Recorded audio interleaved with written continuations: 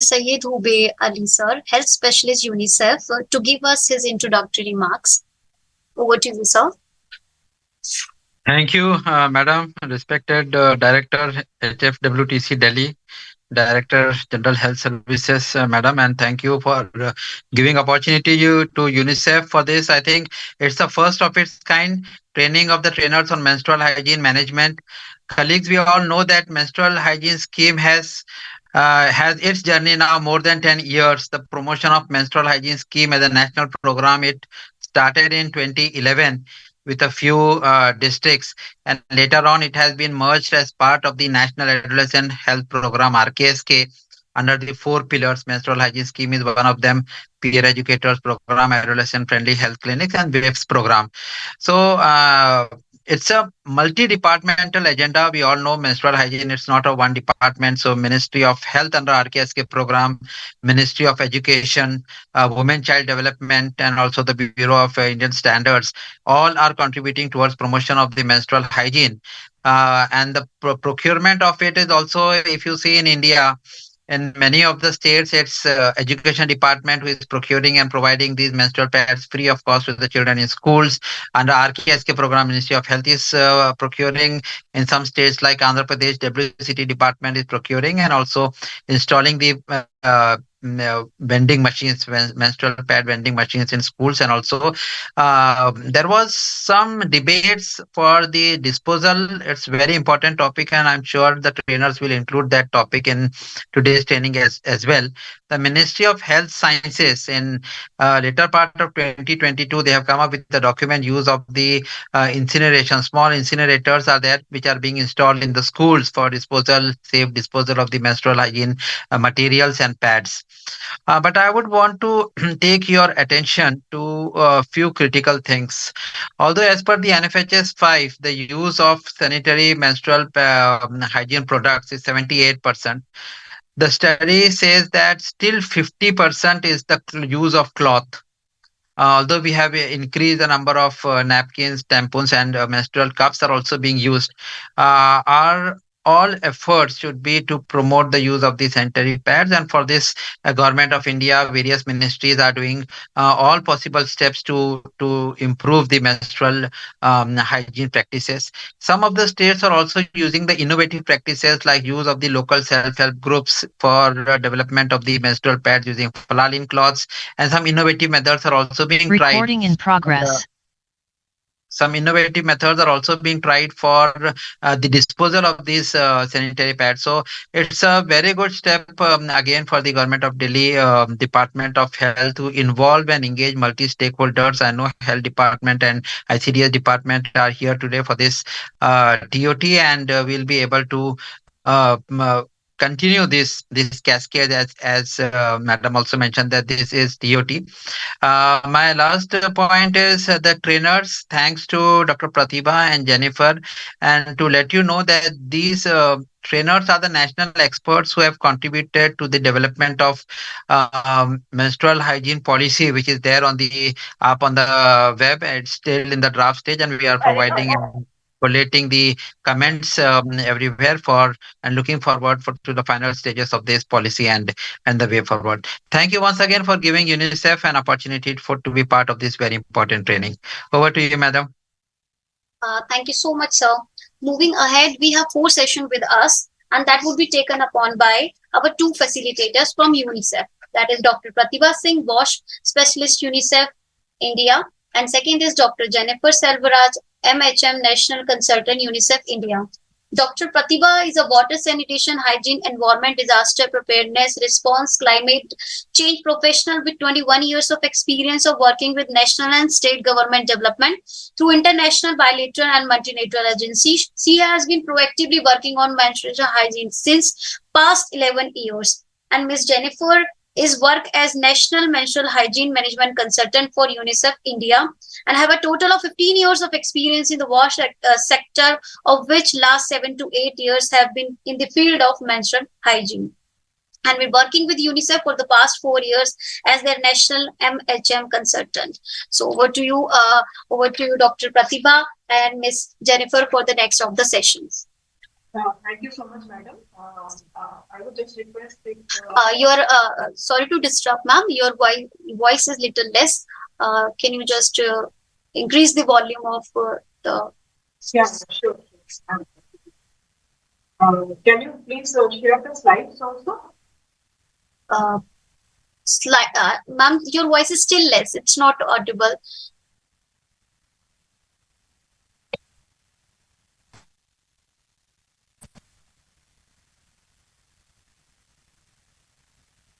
Hello, hello. Am I audible? Yes, ma'am. Now you can go ahead, please. Yeah, thank you so much for displaying the slide. So first of all, let me the senior most level officials and all the participants in the online meeting. That it's really praiseworthy. This is the master trainers model in the history, and like my colleague Dr. Ma'am, sorry to interrupt. Hello. I think there is, ma'am, sorry to interrupt. I think there is an internet issue or something else at your end. Your voice is still not clear. Oh, Or, okay. So just give me 2 minutes, huh? I will go to another connection with you. sure, ma'am, sure. When you are a little louder, you are clear. Maybe thoda sa if you increase your volume, you would be audible, ma'am.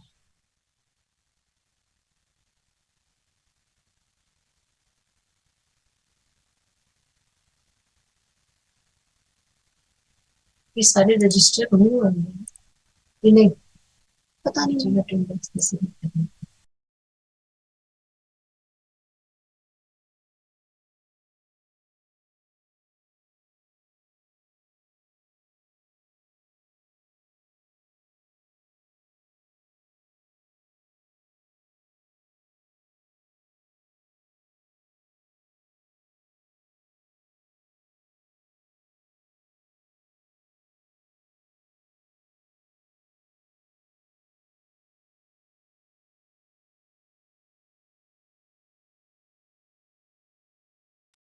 Hello.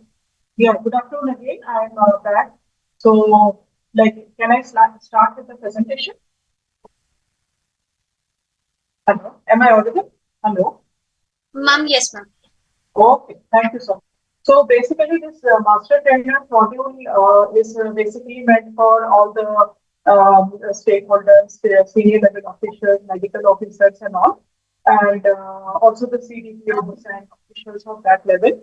Also for like senior level people who are in the education department and all. And the basic purpose is to demystify the concept of menstrual health and hygiene because learning material is available online as well as some bits and pieces of information are communicated to us for the mainstream media as well, which is both print and non-print media. Ma'am, So- sorry, ma'am, voice is not clear. We are not able to hear.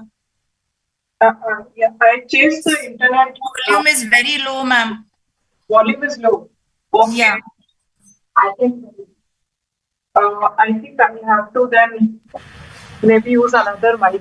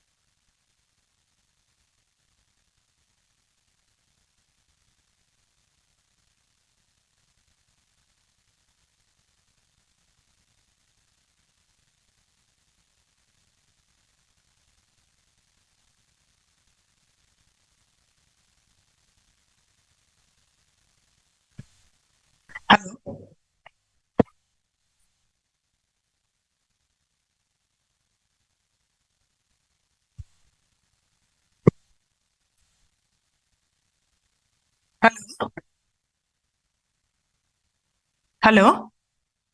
Hello. Am I audible? Hello? Yeah, Yes, it's much fine better. now, ma'am. Okay. Thank you so much. Thank you. So I'll get started. Please change the slide. Yeah. So just we'll give you an overview. The aim of the module is to be an interactive teaching learning resource for master trainers or menstrual hygiene management. And purpose will be to support the menstruators, non-menstruators, people who menstruate, and understanding the body experiences and its importance. And basically, it will enable all the service providers. They may be working in different capacities across departments to be able to answer the questions they receive from either girl students, girls who are out of school, and also from the caregivers and family members of girls. And this is again meant as a like for some gender social intersection across locations of the country. Next slide, please. Yeah. So menstruator category, it's not just that general understanding that we all have in like is that only women and girls face the phenomena of menstruation. It's also a phenomena with the transgender men and also cisgender women whose gender identity matches with the sex they were assigned at birth, and also the transgender men who are assigned female at the time of birth but identify and live as men. So even those kind of people classify under the category of menstruators. And sometimes the needs of such excluded communities like transgender men and all are very much ignored, because generally people are not aware of it. And when it comes to having toilets in homes, in public places, schools, so people don't tend to see the need for including this category of individuals as well, which is very much neglected. Next slide, please. Yeah, so other menstruators are non-binary and gender queer individuals. So non-binary and these kind of individuals have gender identities that do not fit within traditional binary male or female, and they still go through menstruation. And intersex individuals who are born with these variations in the sexual characteristic, and they also face the problem of like I would say irregular cycle of menstruation and other associated things. And again, it's a very excluded and ignored group of people. But definitely over the years, more and more voices are getting heard about this category as well. Next slide, please. Yeah, so puberty is basically, as we understand, when boys and girls are moving into adulthood from childhood, and they are slowly becoming sexually mature. So it is a period of transition from childhood to adulthood, and this is not just about physical changes. Lot of mental changes as well happen. Emotional changes are happening due to the balance of hormones which are getting like changed in the body. And this involves physical changes, not only like growing of breast in women, wider hips, body hair, and also in men there are different features associated. And puberty in girls and women is marked by onset of menstruation, which continues till menopause. And when menstruation ends, like generally in the late 40s, mid 50s, till then, this is a phenomena where that every month people have to go through. Next slide, please. And menarche. So menarche is again some slightly technical term which needs to be demystified a little. So first menstruation, life 10 to 19 years of age. And so menarche is this kind of start of menstruation. And initially during menarche, sometimes the first period which girls have typically can be sometimes almost 1 month, and sometimes they can be irregular. So sometimes it takes almost a year or 6 months for the periods to get regularized, that they start happening every month, and for 4 to 5 days every month. So even that process can take a little bit of time. And ovulation, which is like formation of the egg, the process, the biological process, which can also be slightly irregular when the periods start happening, and they may take up to 2 years for regular ovulation to occur. So this is the point where a lot of confusions are there in society. So parents of girls, especially the mothers, female member of family, caregivers and all, they tend to be very confused, like what is happening to the girl child. Initially she is not having regular period, or maybe period is too long or too short initially, or maybe it comes once in 2 months or once in 3 months, or sometimes it comes maybe a little sooner than that. So these kind of things are but natural biological process when the onset of menstruation is happening in the life of girls and women. Next slide, please. So menstruation, what is the just to demystify the technical word, it is a normal biological process experienced by all adolescent girls and women, and it is generally not spoken openly, and which leads to unnecessary embarrassment and shame. So and again, it is a very unique natural process because it's a very unique gift of nature to continue human race, and no other animal in the whole universe, they go through the menstrual periods. Animals have a different cycle, and they don't bleed like human beings, and it's a unique thing which continues the human race. So despite of the great positive impact of menstruation, its criticality in continuing human race, still a lot of taboos and myths are there, and for that reason only it's very important why I'm talking about all the technicalities and a little bit of complex jargon, is just to demystify, so that people start normalizing. Now, menstruation starts getting normalized, that this is a periodic shedding of the lining of the women's uterus. It is one of the phases of menstrual cycle, and the uterus lining, which breaks down, it comes out in the form of a bloody substance, and then it is secreted through the cervix and exits out of the body, and the process will usually last 3 to 5 days, and the amount of blood also varies from person to person, I would say menstruator to menstruator, and in between one period to another different factors govern how much blood will generally be secreted. Next slide, please.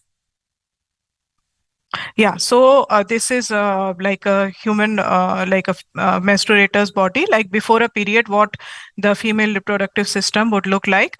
And there's a thick lining before a period. And during the period, which you can see on your right side of the screen, during a period, the lining is naturally shed because the hormonal balance will change. And because of that, the blood flow happens. Also, it is very much linked to the cycle of formation of the egg inside the body, and then how it reaches the maturity in the 28-day period. So menstruation is a healthy sign of growing up.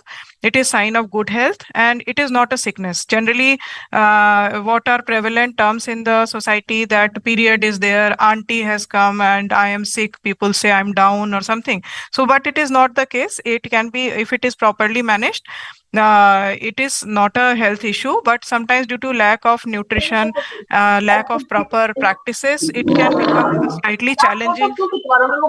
And also sometimes because of the mindset which is prevalent in the society.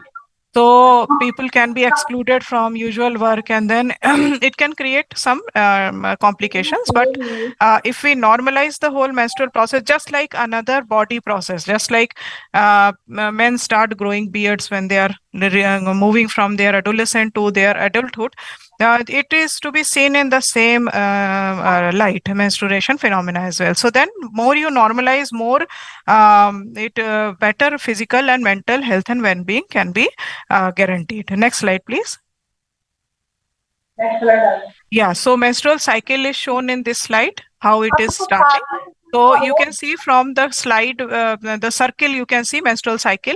The purple one, which is written, it is the day 1, then day 2. So purple phase is kind of, it is the uterus lining which is breaking down. Menstruation is happening between the purple boxes, and from the 6th day onward. So uterus lining starts to thicken up once more, and it's because of the change of balance of hormones in the body. So I would request one of the participants to kindly mute.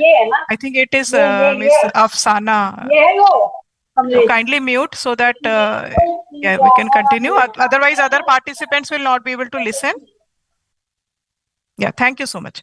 And between as after the 10th day, so the lining keeps thickening, and during the whole month, so ovulation happens. Ovulation is nothing but release of the mature egg inside the cavity of the uterus. So ovulation happens on the 14th day, and then the uterus lining continues to thicken. You know, the whole reason for uterus lining to become thick is to be able to support the egg in its growth. If the egg gets fertilized during this time, and then it will grow into a baby, and it will mature into embryo. It will go through all the phases of growth, and then baby will be maturing inside the body. However, if fertilization does not happen, then the uterus lining will be shed out. It will be slowly, it will it will be slowing off. The lining will break down on its own because of the hormonal change, and then it will come out in form of blood only.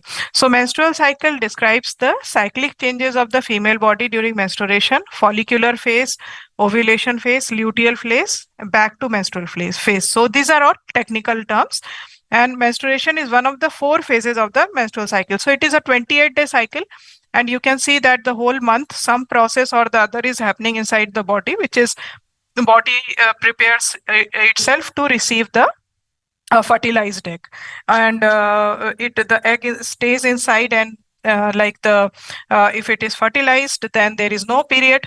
Like if pregnancy happens, then there will be no period for 8 months, 9 months. And if pregnancy does not happen, then the menstrual flow will happen. So it is but natural process. Next slide, please. Yeah. So menstrual cycle, some of the other facts about this, it is 28 days, and sometimes it can vary from 21 to 35 days as well. And it is governed by different physical features, sometimes health condition and other things. And days of the cycle start with menstruation. Following menstruation, tissue and blood start to line the walls of the uterus to prepare uterus for receiving fertilized egg. And again, this is same thing that I was mentioning in the earlier slide. So bleeding will generally last between 2 to 7 days, with some lighter flow and heavy flow days. And cycle is often irregular in the first 1 or 2 years after menstruation begins. Then it will become slowly regularized. And in case there is some delay between periods, then that thing has to be kept in mind, that the duration of the menstrual cycle can vary from 21 to 35 days. So it is kind of plus minus 5 days. So if period is getting delayed 5 days by 5 days, then it is not a big issue. And if it is happening 4 days earlier or 3 days earlier, then also it's not a big issue. Only if more than heavy flow is happening, or period is happening too frequently, less than 21 days gap is there between period, then doctor has to be consulted. Proper medical help has to be taken. So, and these things have to be demystified, because delay of period sometimes can, if the community is not very much knowledgeable and all, they can try to explain it, like if a pregnancy has happened or not. They can get into a doubt, and then a lot of mental tension can happen. So they have to know the correct biological information. Next slide, please. Yeah, can we have the next slide?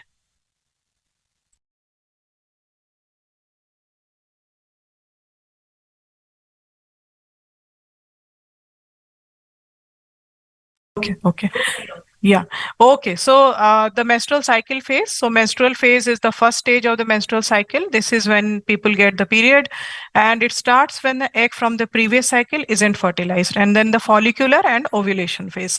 So follicular phase starts from first day of the period and ends when you ovulate. Starts from the hypothalamus. This is the gland in the body which signals the pituitary gland to release the follicular stimulating hormone, and hormone stimulates the ovaries to produce 5 to 20 small sacs called follicles. Each follicle will have a mature egg, and during ovulation, then the ovary will release the mature egg into the fallopian tube and towards the uterus to be fertilized by sperm. Next slide, please.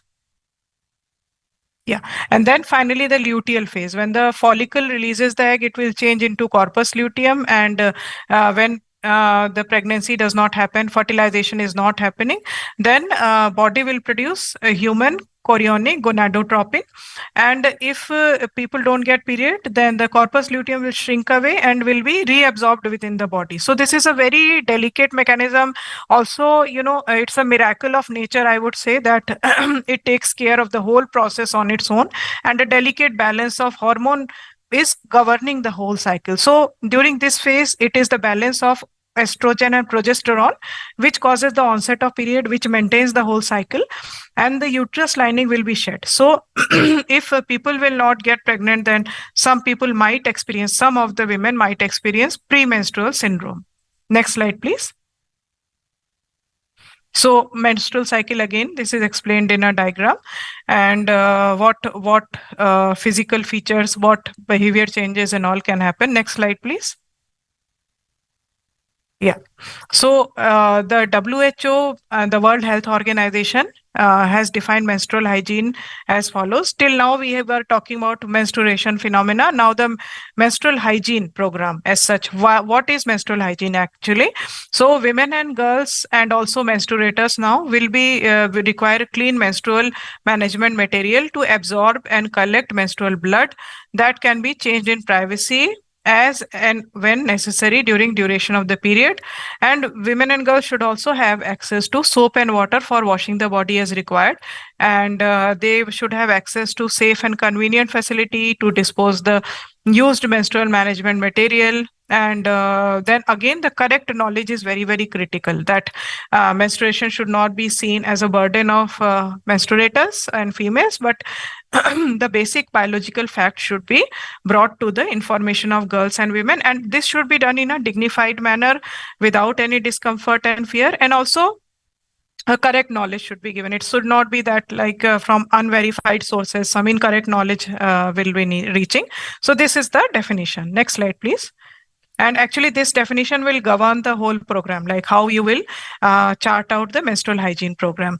And for good menstrual hygiene practices, you can see a very simple diagram. So you can see it starts with the washing of the vagina with plain water, and there's no need to go in for very costly products like the vaginal spray and all those things which are available in the market. And because they can disturb the pH balance of the female reproductive system, which is not very advisable. And during the period, the menstrual hygiene product has to be changed every 4 to 6 hours to prevent bacterial growth and infection. Sometimes during the low flow period, I mean the days of the period when the flow is very less, then girls and women get into the false impression, that it is okay even if I changed my pad after say 8 hours or 12 hours, but it is not good for the body, because the bacterial growth will happen anyway, because female reproductive part is the biological design is that near the opening of the uterus, the vagina, we have this urinary tract as well, the anus as well. So all the bacteria and other kind of pathogens can get transmitted. So better to change the menstrual hygiene, sanitary pad and other product regularly. And proper washing of the used undergarment and clothes have to be done during the periods, because in certain communities there is an understanding that during the 4-5 days of period there should be no bathing done, and same dress girls should be wearing on all the 5-4 days. So that is not a correct practice, because first it will lead to like physically there will be bad smell and all, and also bacterial growth will be there, so which can cause a skin infection, and also it can lead to infection within the uterine tract also. So regular bathing, changing of undergarment is very, very critical. If people cannot manage to do that, at least wearing undergarments like wear once in 2 days or all, whatever is feasible as per the economic and social condition of the family also. And then bathing should not be restricted. So if it is very cold, at least lukewarm water can be used, and soap and water can be used. So there's no need to stop bathing and hygiene practices, because it can lead to further complication. Also, it is not good for the mental well-being as well. Then washing of hands is very important every time the sanitary pad is changed, or which may be reusable pad or which may be disposable pad, because the menstrual blood is not impure at all when it is coming out of the body. However, when the blood stays in contact with the surrounding, with the air and all, then some pathogen growth can happen, and which can come to the hand as well. And hands, as we know, are biggest transmitter of germs. So just to clean the pathogens and germs out of the hand, it is very important to hand wash. And then ensure safe disposal of used menstrual hygiene product. So that is very, very critical. Every facility, if it is school, household, it's a workplace, which can be hospital, which can be any other workplace, office or all, it should have in the female washroom, the safe disposal of menstrual hygiene product has to be ensured. Also, regular emptying of the waste bin should be done. Like the waste collector should, on a daily basis, they should take care of the waste. If the waste is very high load, community toilet or some other facilities there where a lot of waste is happening, then they should maybe clean twice in a day. And undergarment should be dried, even if reusable menstrual pad is used, menstrual cloth is used, under the sun as much as possible. It should be dried, because then only the infection causing pathogens will be deactivated. Otherwise, sometimes it is possible that infection is not removed. And also ensure that after washing and all, undergarments are always stored in a clean and dry place. So because generally the tendency, because of some social norms and all, there's a tendency to hide the fact about periods when girls and women are menstruating. So they tend to store the undergarments, and if they're using menstrual products like reusable cloth and all, they'll dry it and store it, maybe sometimes under the mattress or sometimes in the shoe rack or some like really or sometimes in the rooftop or something. So it's not recommended. Better to store it in a clean dry place, otherwise insects and all and spiders and all can get inside. It can be another skin allergy issue or some problem might happen. Next slide, please. Yeah. So from this slide onwards, Ms. Jennifer Selvaraj, who's our Senior National Consultant for Menstrual Hygiene and Health, so she will take over. And with this, I conclude, and thank you, and thanks to everyone for so patiently listening to the presentation. I hope you found it useful, and we remain open to further questions. Thank you so much. Good afternoon, everyone. I'm Jennifer, and I would be taking the session forward. So before starting with the session, if anyone has questions at any point of time, please feel free to write down or jot it down in the chat box. We can always come back and take all those questions.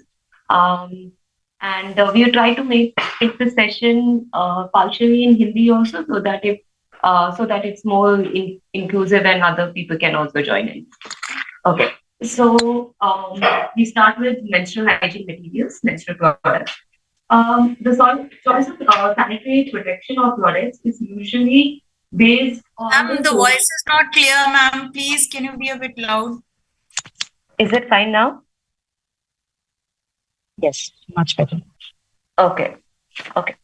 So when we talk about menstrual hygiene materials, the choice of products is usually based on a lot of factors and phenomena, like cultural background, the social background we come from, a user's preferences, the group the woman or child or the girl interacts with.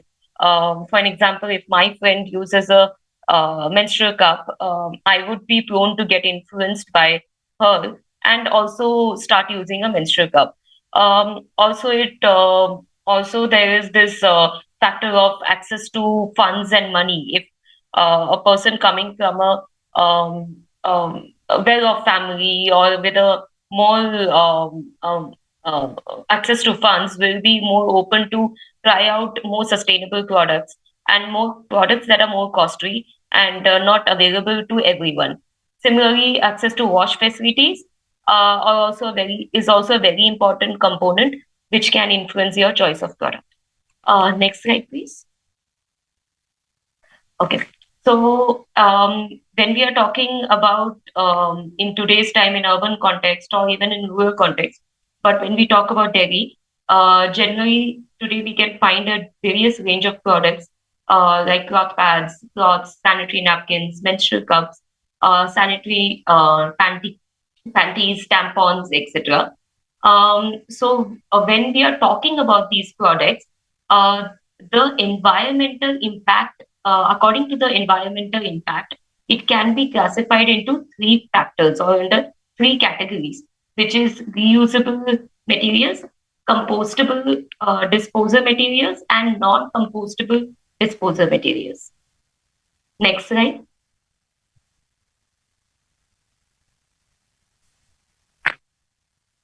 Okay. Next. And next. Can you, and the next one. Sorry, I covered this. Yeah.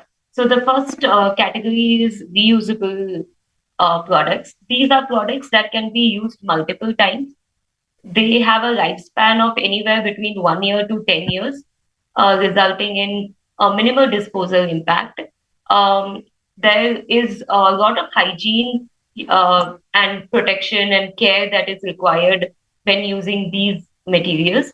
And it's a one-time costly product, which is one time it might be costly, but when you talk about its life cycle, it's usually lower than other disposables. Next point. Menstrual cloth. So the first product that we take up is menstrual cloth under reusables.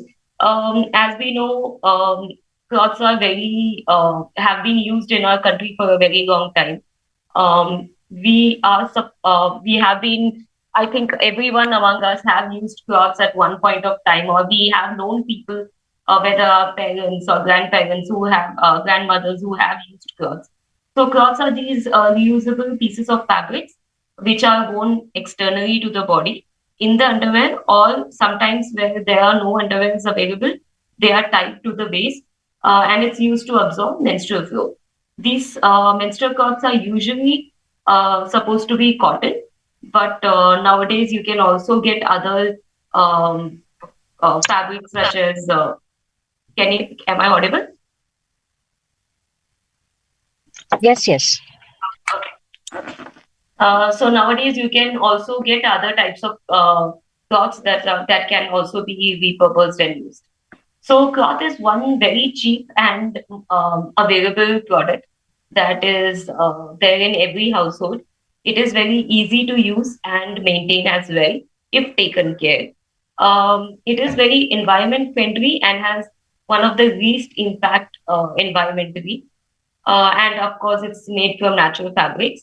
Though a lot of protection hygiene care has to be used for this product, there needs to be a soap for hand washing, there needs to be running water supply, there needs to be laundry detergent for washing of the used cloth and the underwear, as using cloth can lead to leakage as well.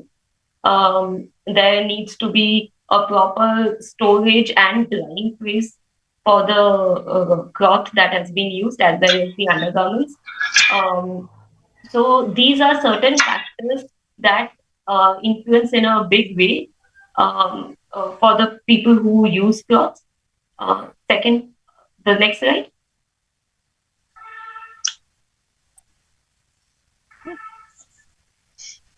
Next slide, please.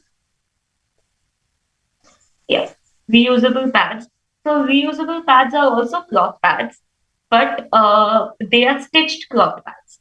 So like in cloth, where we can just need to take a cloth, fold it and insert it in our underwear and use it. Reusable pads are shaped like a sanitary napkin, but they are made of different layers of cloths and are stitched together. And are most of the times they have a hook or a button to secure it in place so that it leads to less leakage. So these are also materials that are made to absorb menstrual flow, and they are made of natural or sometimes even synthetic materials. Sometimes there is a layer of certain plastic or fabric that is being inserted in between, many times even banana fibers and all, to ensure better absorption. So these reusable pads can be washed, dried, and reused for approximately up to 1 year if maintained properly.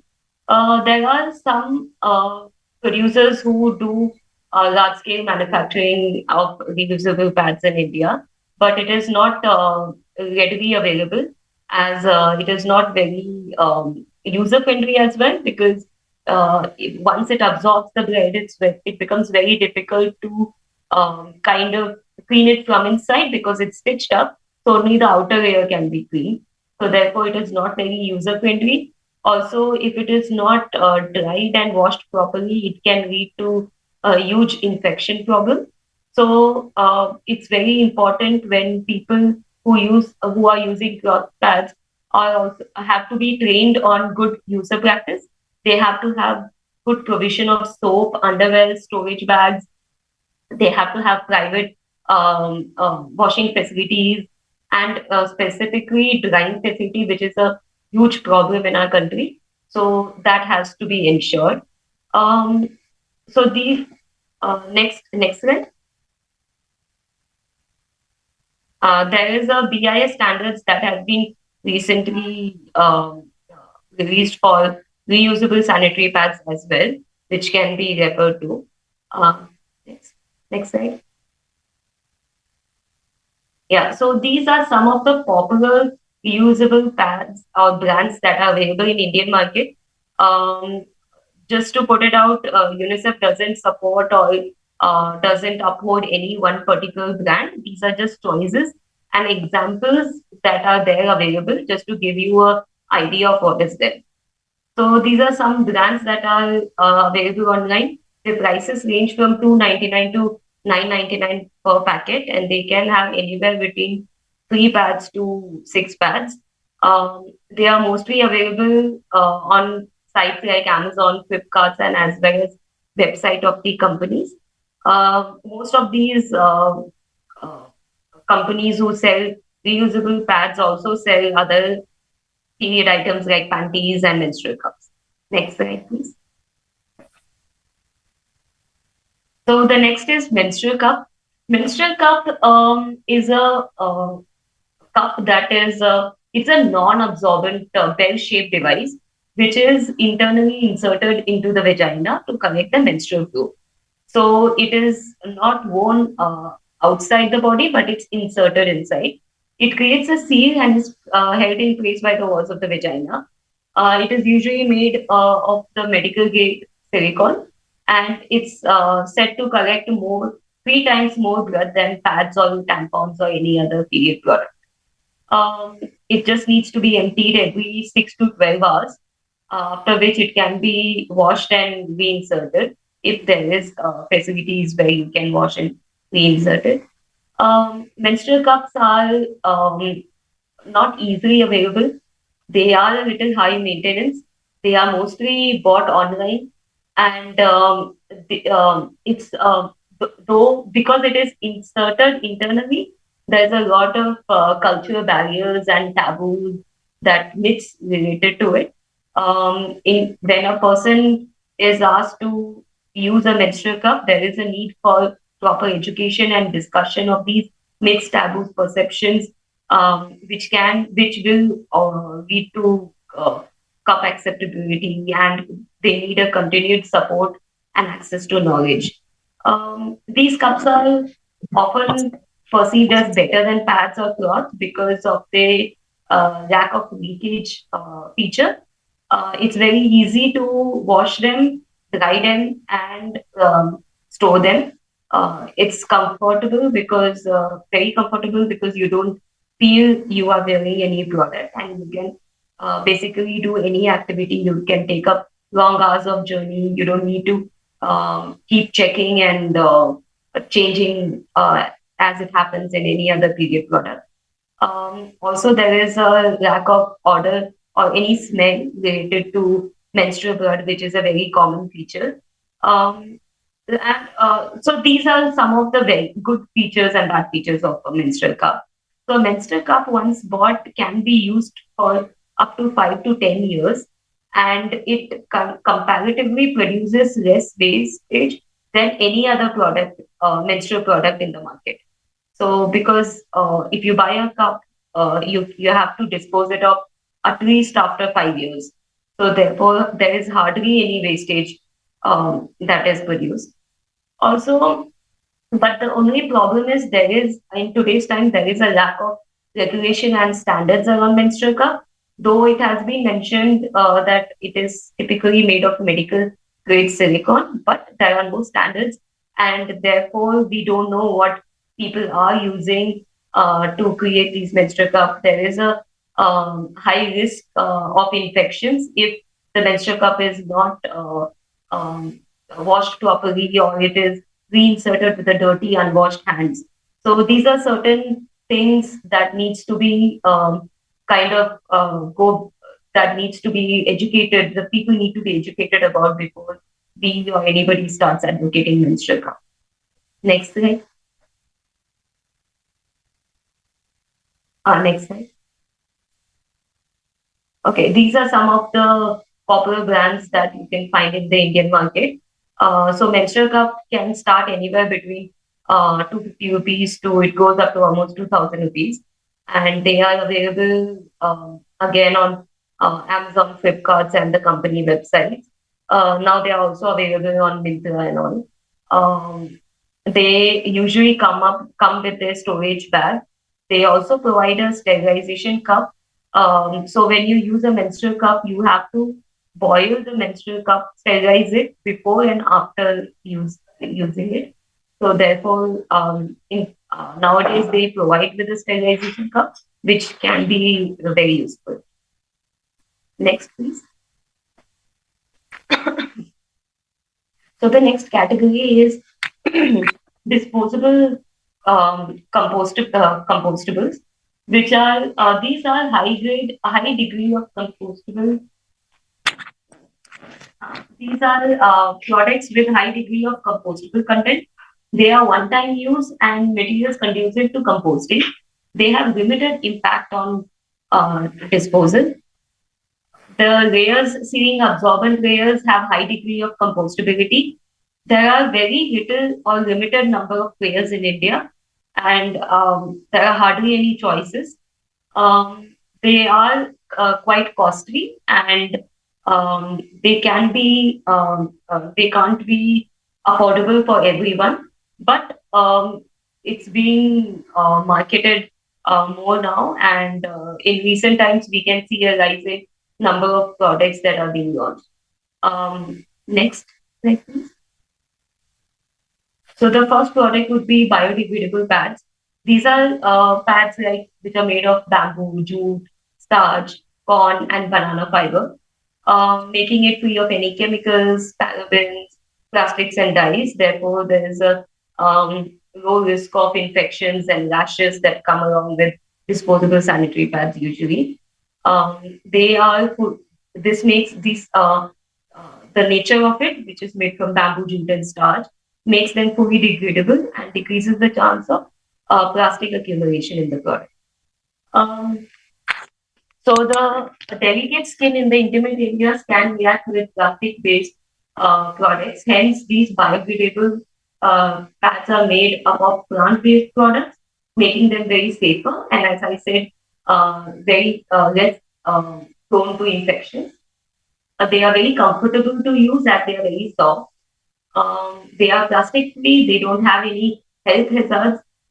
These plastic pads usually take 700 to 800 years to decompose, but as opposed to these biodegradable pads, which can decompose within a year or two. Yeah, so other than this, they are expensive. They are not readily available in the market. They are majorly available online, and they specifically cater to a specific type of population in the urban crowd. These pads are single-use pads and have to be disposed of. So therefore, even though they are very costly, as opposed to menstrual cup, which can be used for 5 to 10 years, these pads are single-time use and have to be disposed of. Also, they have to be composted or buried for it to actually have a less impact on the environment, which makes it a little bit difficult for the urban crowd to go around looking for compost pits and deeper pits. Next slide. Next slide. So these are some popular brands that are there in the market for biodegradable pads. The pads can range anywhere between 200 to 1,000 rupees per packet. They again are available on sites like Amazon, Flipkart, and Myntra. And yeah. So next slide. So the last category under this menstrual hygiene products would be non-compostable disposals. These are disposable products with minimal compostability or no compostability. One-time use with compostable absorbent layer, typically sealed within non-compostable layers, which is cotton sanitary pads, which have a layer of plastic inside.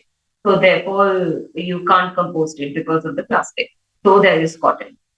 So it can take a minimum of 250 years and up to even 800 years for it to fully decompose. This is the largest market, and they have the largest reach in India with multiple players. MNCs, social enterprises, SAG units, government, everybody usually goes for non-compostable disposals.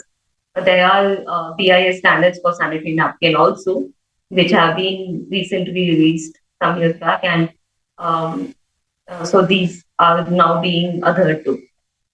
Next slide. So as we're discussing, the disposable pads are the sanitary disposable pads we find in the market. They are worn externally to the body. They have to be disposed of after at least a maximum of 6 to 8 hours. They have a layer of plastic in them. They can cause skin rashes and can cause infection if not changed regularly. They come in various sizes, though, and um, absorbencies materials, and therefore they are very preferred because they, as we all know, they come. These sanitary pads come in absorbencies for night use, for daily use, for long travel use. So these are quite popular, therefore, among women and girls. The local procurement of these products is very easy and cheap, and as well as disposable. As well as disposables, because usually it is just disposed of in dustbin and then all collected by the garbage people in the urban area. They are locally produced. The locally produced disposable pads are sometimes available through varying quantity and quality. Distributing enough pads and ensuring they have continuous access to these pads is a very important feature of disposable sanitary pads. So disposable sanitary pads are often preferred and considered by girls and women as they see it to be very reliable, hygienic, comfortable, and easy to use. They should, when we are talking about disposable pads to people and girls, we should include education on proper use and specifically safe disposal by taking in the local beliefs and practices into account, because this plays a very important role, as these pads do contain harmful products such as plastics and other chemicals. It is very important that people are educated on periodic change and disposal of these pads. Next slide. Next slide. So these are some of the brands that are available in the market. We all have heard about this for sanitary napkins, Stay, etc. So these can range anywhere between 30 rupees to 700 rupees per packet. They are commonly available in markets, pharmacies, grocery shops, online. Locally made brands are also available with Asha Anganwadi workers and SAG women, and also in our school settings. Next, please. So under this category, the other product is tampon. Tampons are not very hugely popular, as it is again a product that has to be inserted. They are absorbent materials made from cotton or at times even rayons that are inserted into the vagina to absorb the menstrual flow.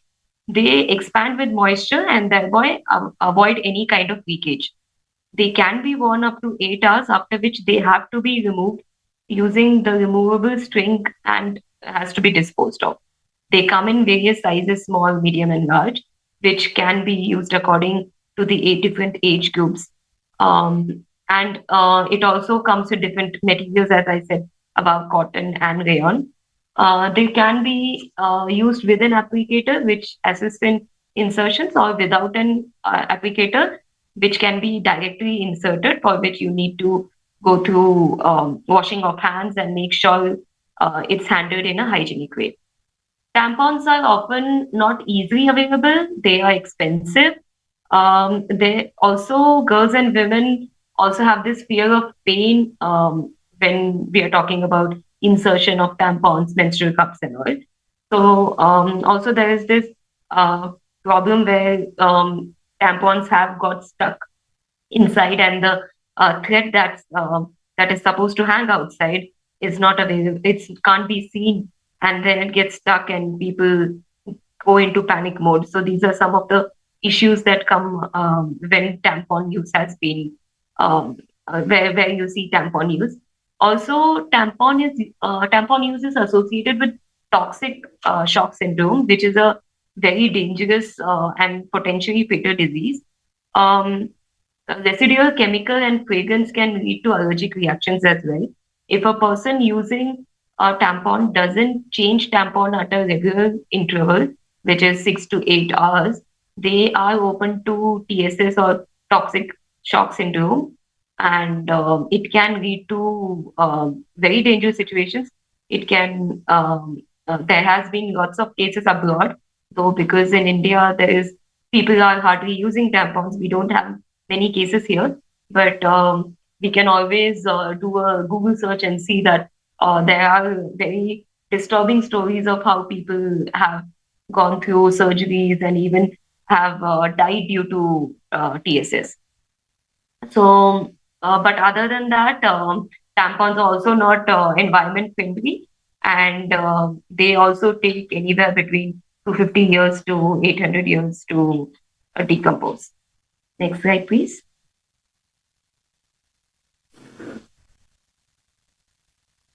Next slide. Yeah. So some of the popular tampon brands in Indian market are here, and they can range anywhere between 200 rupees to 1500 rupees per packet. They are commonly available on online sites like Amazon, Flipkart, and company website. They are also now available in a lot of urban pharmacies and big departmental stores like Modern Bazaar and Waymarch and etc. in urban context. Next slide. So now we come to menstrual waste management. So when we are talking about menstrual waste comprises of menstrual absorbent soiled with blood and human tissues. So use of menstrual hygiene product many a times is very closely related to waste disposal. That is why when we were talking about the product choices above, we kind of categorized and talked about each of the product and their disposal as well. So a lot of people's choices of products also depends upon the availability of disposal mechanism that is available. Next slide. So basically, there are three approaches for menstrual waste management. Reduce waste volume, which means we lessen the amount of waste that is generated, which can happen only when we potentially change the product. So instead of using compostable and non-compostable sanitary products, we change it to reusable products such as menstrual cups, cloth, and cloth pads. The second approach is sterilization of waste, where we make menstrual waste less hazardous through treatments that make them inert and pathogen-free. This involves chemical treatments and autoclaving technologies. This is quite a complex process and involves a lot of huge technological involvement. It's very, very costly, and it's not something that can be installed in every nook and corner. The last is changing the very physical nature of the waste, making the waste easier and safer to handle, and reduce the waste volume by changing the very structure of the waste. That is, if you take a sanitary napkin and dispose it off, it comes out as an ash. So, which happens when we incinerate. So, incineration, deep burial, composting, recycling. These are all the examples for the third approach for changing the very physical nature of the waste. Next slide. Okay. So basically, in India, we can see 4 different types of waste disposal around us. One is incinerators, where we burn the menstrual waste. Collection of menstrual waste from our households. A lot of us have this privilege where we have garbage collectors coming at our doorstep and collecting our waste and taking. Then we have deep burial pits and compost pits. This is a very rural concept again, And here also sanitary napkins made from wood pulp and non-woven cotton can be disposed of. Finally, there are people who change to reusable cloth bags. So when we talk about incinerators, we have to keep in mind certain things like when incinerators are installed for disposals, combustion has to be ensured at a high temperature, which is above 800 degrees Celsius, to convert waste into relatively harmless gases and incombustible solid waste. It can be used at community and at institutional levels such as schools, hospitals, etc. The process of collection and transportation of menstrual waste needs to be defined. If the incinerator is not installed, like in places like community, where community incineration has been installed, we have to figure out if there is a particular process of collection of these menstrual waste from household or from schools and then transported to community incineration facilities. So when incineration occurs in unsafe condition, it can lead to release of hazardous gases, dioxins, carcinogenic gases, and furans can be released. Due to which we have to, as I said above, we have to ensure that combustion happens at above 8 degrees Celsius. There is already standards for emission by our Central Pollution Control Board, and that can be referred to whenever there is an installation of incinerators. The volume of product disposed on a daily and weekly basis has to be looked on when we talk about incineration, because incineration, when we talk about incinerators at school level, it is not a huge incinerator which can handle huge amount of waste, but maybe on a daily basis, on a weekly basis, it can be used. But when we talk about incinerator at a hospital or at a community level, then we have to also think about what is the volume of product that is being disposed at that particular facility. Operation and maintenance is very, very important when we talk about incineration. For an effective and efficient functioning incinerator, it is necessary to have a well-trained caretaker. Most of the times, we do not have a person who is well-trained in entire operation and maintenance of the incinerator, which can lead to it becoming defunct in the longer run. They also needs to be trained on safety equipment and how to handle it properly. The users also have to be trained, like in schools, girls have to be trained on how to safely use the incinerators. And one of the very good practices that comes with incineration is proper segregation of menstrual waste in institutions where it is being installed. Next slide, please. Next.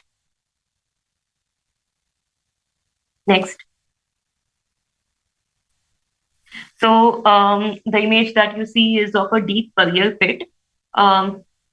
Deep burial pits is a usually a pit that is a deep pit with which is half filled with waste and then covered with soil and other things like leaf and other things.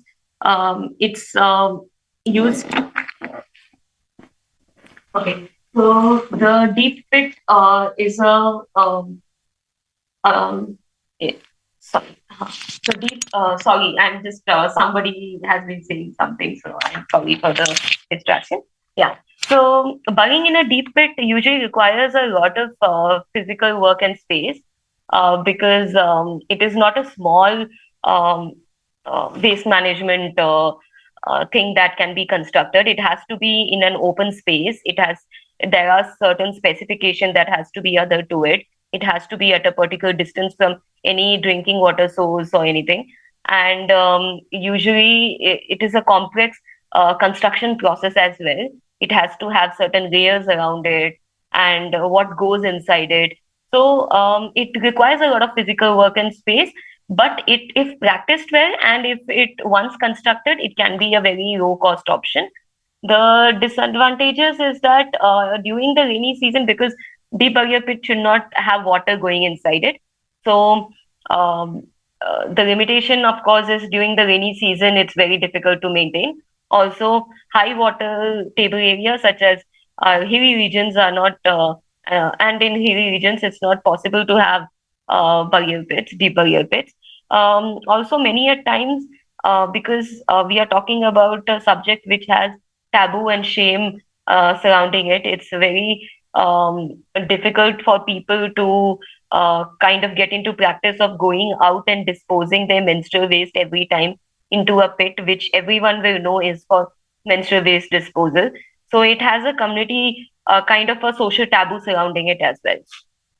It is also very difficult to keep these deep burial pits protected from animals and rodents, which can use it to, house inside and can kind of bite through the wire meshes and everything. So it's very hard to maintain these pits. But once built properly and with proper graded items, it can be a good low cost option in the long run.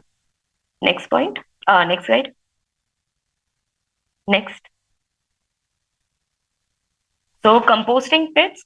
Composting pit is a form of waste disposal whereby organic waste decomposes naturally under oxygen-rich conditions. Used paper tissues, cloth-based absorbents, and biodegradable sanitary napkins, which are made of wood pulp and non-woven cotton, can be composted. So we have to be, when using a mechanism like composting pits, one has to be very sure that we do not mix any kind of plastic materials with it, because it will kind of unfulfill the entire process. Also, these compost pits can be found in certain regions in our country, like Andhra. Andhra has one very good example of composting pits. So you can find these. Similarly, Bihar has. So certain certain states are already doing this in our country, and the construction and maintenance of these composting pits have to have certain adherence to it, and we have specified construction standards for it that has to be properly done under supervision. There has to be a certain design and implementation that has to be adhered, and a regular monitoring system must be put into place for maintaining any of these composting pits or deep burial pits. Next. Next. Yeah.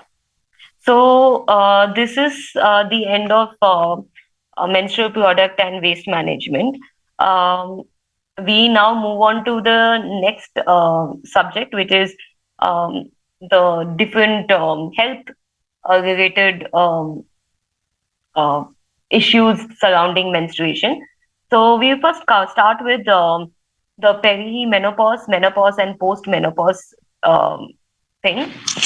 This is a very conveniently ignored subject when we talk about menstrual hygiene or menstruation, because when we talk about menstruation, only a particular age group is considered, and people who are post that age group of menstruating age group, we are conveniently ignored, and their problems are not considered as a menstrual issue, which is actually wrong, and this is very much a part of menstrual health issue. So perimenopause is the time leading to menopause. It's a natural process which is caused when your ovaries gradually stop working, and the menstrual cycle lengthens here. The flow becomes irregular. So a woman might get periods twice or thrice in a month also. So the period, the length and the irregularity becomes erratic. Usually women start their menopause at different ages, but the most common is between their 40s and 50s. But in today's time, we can also see some women as young as 30s, in their 30s also starting their menopausal age, perimenopausal age. So the signs and symptoms, as I said, is one of the major sign is periods tend to happen on shorter cycles, and they are also very closer together. There is no 28 days or 32 days of cycle. It can happen after every 1 week or a break of 4 or 5 days. So this is one of the very noticeable sign of perimenopause, and there's nothing to worry about. It's a very common and normal thing that happens to every woman at this age. Despite irregular periods, one has to also understand that pregnancy is possible. Um, and when we talk about perimenopause, you can go on to the next slide. Sorry. So when we talk about menopause, some of the symptoms are irregular periods, vagina and bladder problems, the need to frequently pee, then a lot of itching and sensitive sensations around vagina. You can feel a burning sensation. Then hot flashes, women go through hot flashes, chills, mood changes, sleep problems. There is changes in sexual function. Cholesterol level also changes. Women can go through low BP, high BP, and so these are some of the symptoms. So perimenopause doesn't need to be treated unless and until these symptoms are like really at its extreme and are something that are not being able to be handled at household level. Next slide.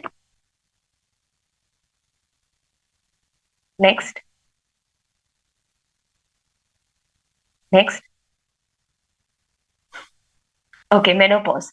So the next phase is menopause. So menopause is defined as the time of the final menstrual period and followed by 12 months of no period. So there is this is what menopause is called, and menopause is a natural biological process. So the physical symptoms are almost the same as perimenopausal. There are hot flashes, irregular periods. There is dry skin, sleep problems, vagina dryness, night sweats, mood changes. There might be weight gains, and as your metabolism has really slowed down, there might be experience of chill, loss of breast fullness, and breasts can become saggy, thinning of hair. So these are some of the symptoms of menopause.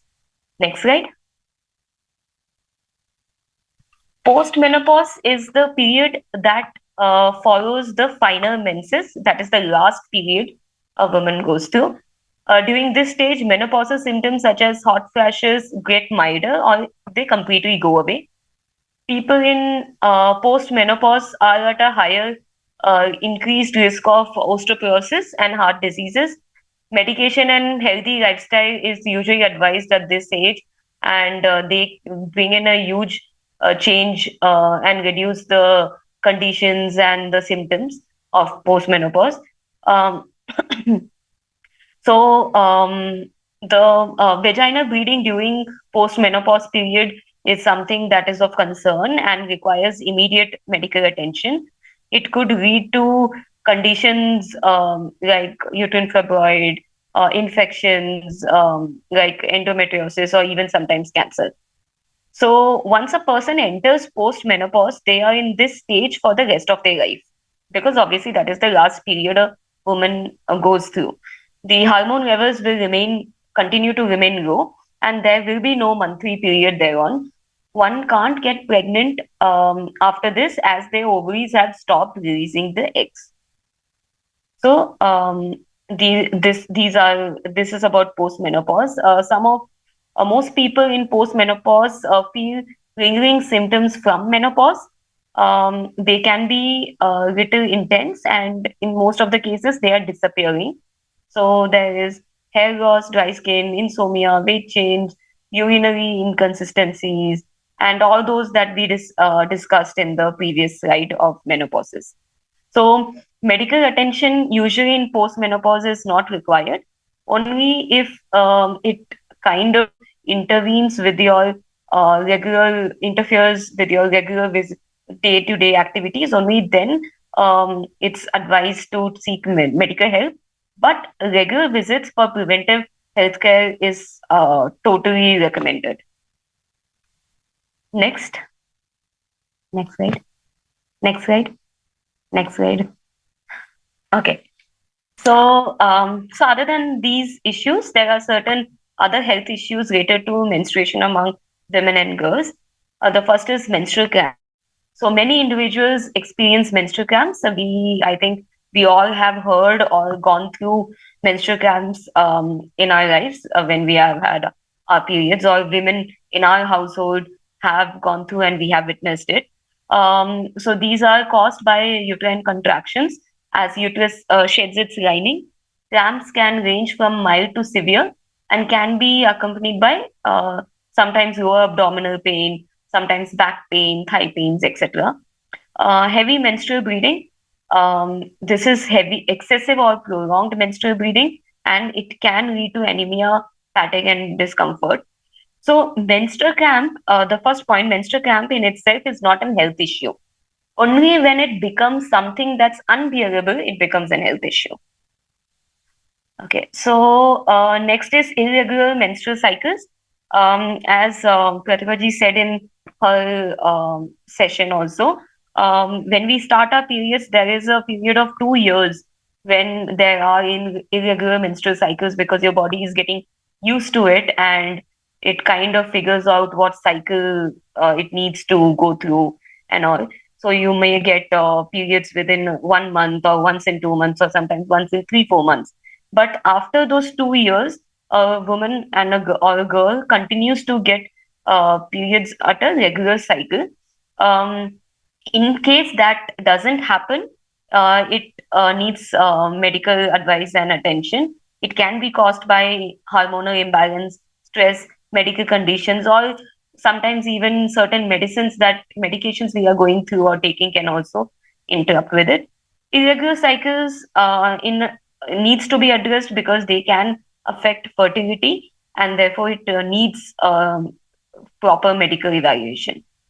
Premenstrual syndromes, PMS, as we have also discussed this before with Pratibha, PMS includes physical and emotional symptoms that occur during the days leading to menstruation. These can include mood swings, bloating, breast tenderness, and fatigue. But this is not a health issue unless and until, again, it's interfering with your day-to-day activity and becomes something that is overwhelming and can't be addressed at an individual household level. Then certainly it needs to be taken up for medical evaluation. PMDD, premenstrual dysphoric disorder, is a severe form of PMS. As I said before, anything that is too intense and too intense moods, disturbances, depression, irritability, anxiety, which is significantly impacting your daily life, is something that needs to be addressed. The final one is polycystic ovary syndrome, PCOS. We all have heard about it.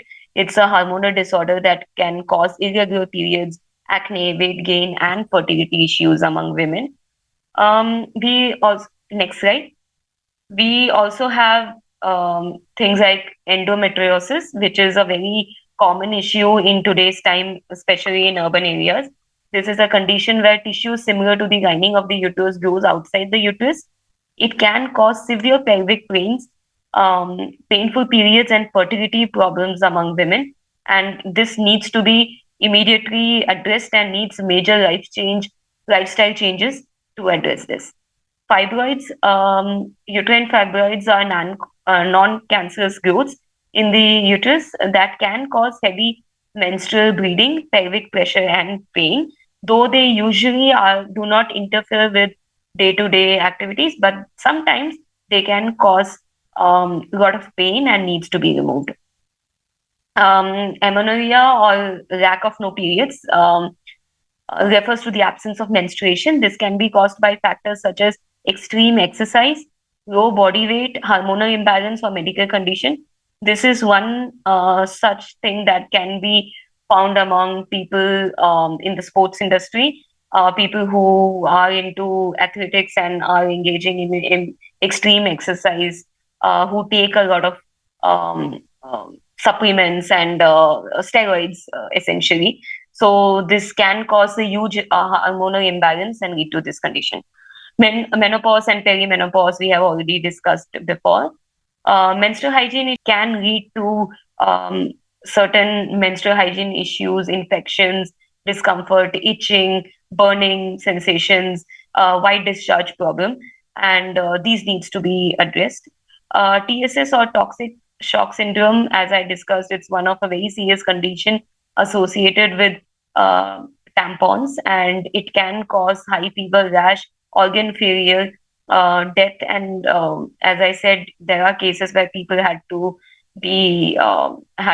kind of undergo surgeries where they had to cut off their legs and arms to stop the spreading of TSS inside the body.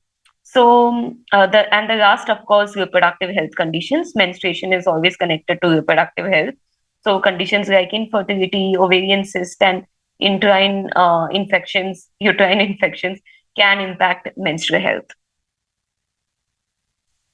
Next slide. Next slide. Next. So we can skip 3 slides. Next. And next. Yeah. So finally, the last part of the session, the training, is about myths and taboos in India. I think we all here are aware of all these topics that we have covered so far. Same goes for myths and taboos as well. So let's start by looking at how these myths and taboos essentially originated.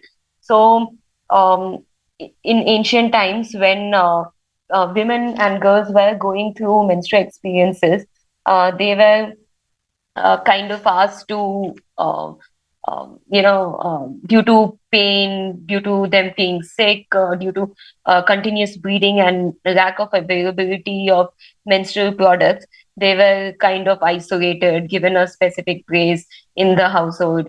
They were asked not to move around, not to cook, not to go out, not to take bath, because obviously there were no washing facilities at household level. There used to be ponds, so they were kind of isolated at home. But eventually it started, as the times moved, it started to be perceived as something cursed and impure, dirty, because of which the girls are kind of segregated and isolated. They were outcasted and seen as carriers of bad omen, whereas the actual cause of menstruation was actually ovulation followed by a missed chance of pregnancy. But so yeah, it obviously led to it being seen as a suffering and something very bad for a woman and a girl, where a woman is seen as dirty and the body kind of is seen as impure during that time.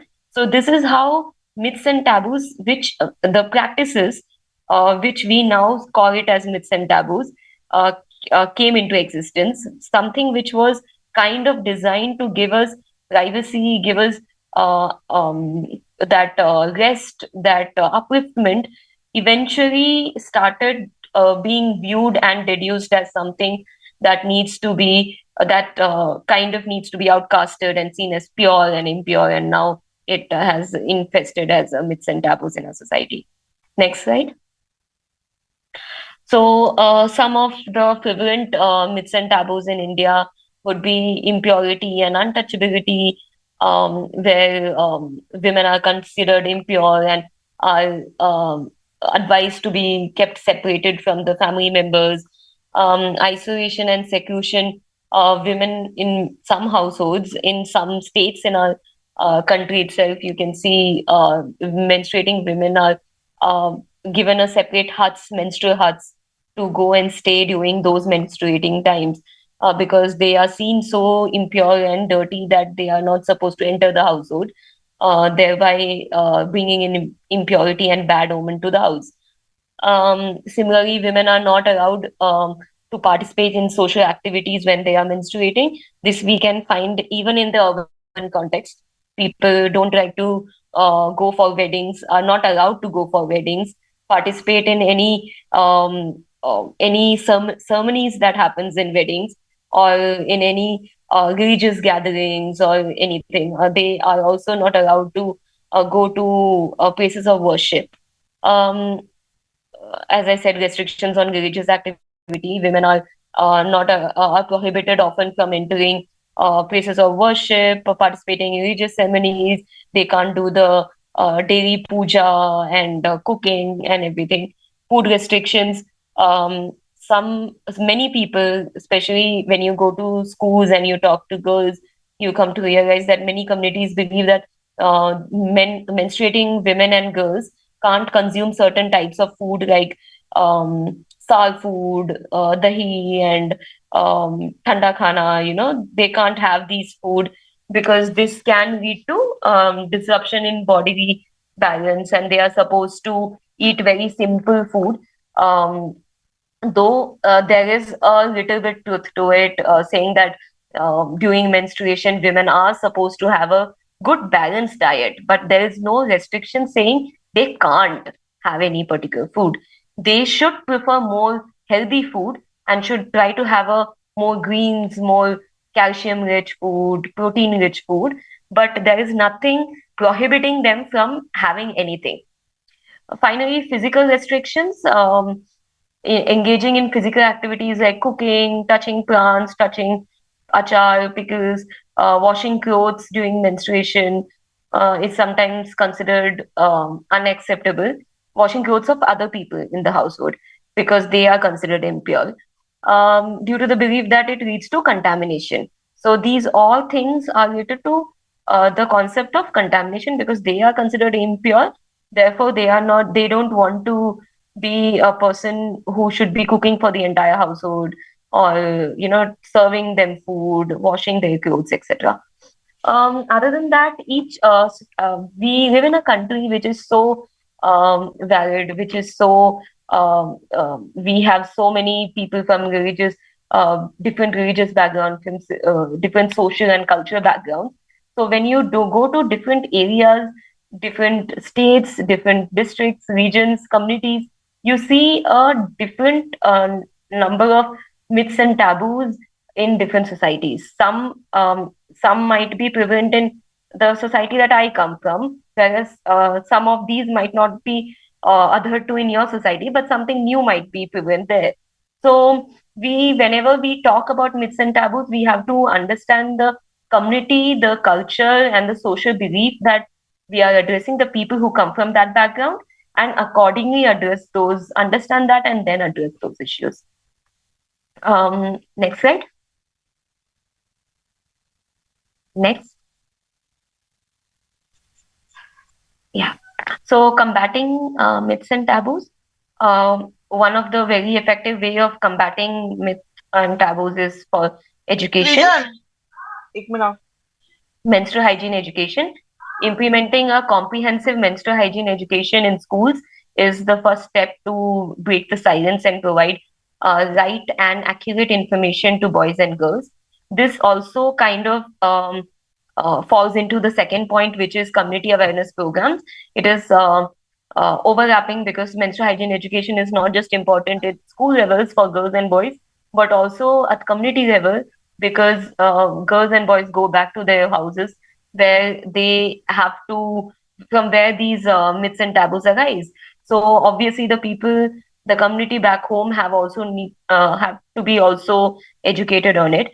So conducting workshops, discussions, awareness campaigns, involving men and leaders in the community to talk about menstruation myths and taboos, and kind of breaking the silence around the shame, the the embarrassment, the taboo around this topic itself is a very important step towards combating myths and taboos. Next slide. Second is policy change. This we can already see in implementation. Some states in India have also already implemented policies. We, in fact, are sitting in a training which is a part of it, where we have realized the need to kind of talk to professionals like you. There is a need now where we are also talking to other stakeholders such as government officials, teachers, community level workers, communities, everyone, all the stakeholders involved, as well as decision makers, who are now who are the actually the people who make these policies. So, in order to talk about menstruation, in order to talk about myths and taboos and addressing menstruation as a common subject, it is very important to for menstruation to have that priority, to be highlighted in the talk, in the normal policy talks. That is where this conversation starters is coming in. We are starting conversations around menstruation in all states, in all districts, and at all villages, so that eventually we can come up to a level where these policy changes can be made possible. Finally, media campaigns. There is a need to use various forms of media to promote open conversation. Social media platforms, TVs, newspapers, um, open discussions, community discussions, workshops. These all campaigns at large levels. These all needs to be included, and these will enable to challenge the existing cultural norms, and therefore use these platforms to communicate the right and accurate information to all, not just to girls and boys and just to the women, but also to the men, the policymakers, to professionals like you and me. We all need to be informed about the right information on menstruation and menstrual hygiene. Yeah. So this is the end to the session. And thank you all for patiently listening to it. Please, I'm open to any questions that you might have. So.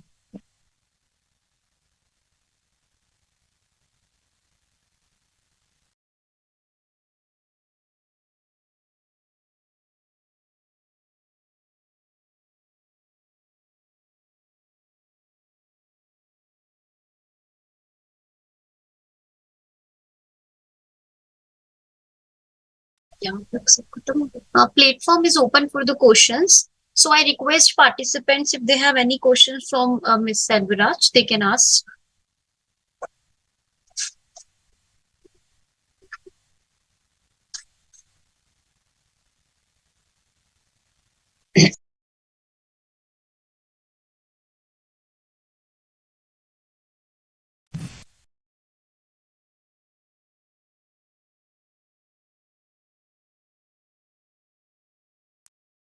Thank you, ma'am, for the wonderful session, taking us through the wonderful sessions which you have about the menstruation products, menstruation health related issues, and addressing the myths and taboos associated with menstrual hygiene schemes. Sure. Thank you. I hope people have understood, because when there is silence, it either means सबको सब कुछ समझ आ गया, किसी को कुछ नहीं समझ आया. So I hope everyone has been able to capture at least some parts of the training. I think we would be sharing this PPT with you all, so the participants will all have access to it. And this is quite detailed PPT, and it has all the information that I have been speaking about. So I think that is also going to be helpful. Yeah. Thank you. Yesterday. हाँ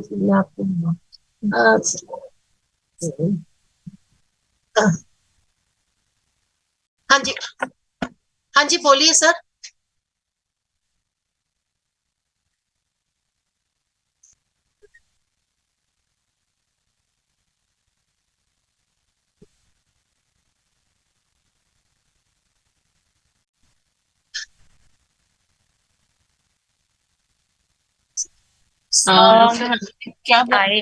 doctor Abhijit जरा फिर से explain करिए कि क्या कहना चाह रहे हैं.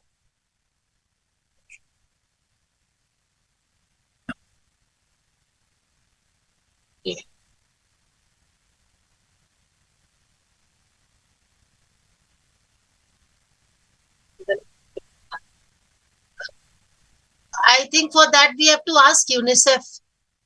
Yeah, I don't think this PPT can be used directly into the social media platform. You can use it for taking for further cascading, Yeah, this will be given to everyone and you can use it as a reference point, but I would ask to refrain from sharing it as it is in the social media platform.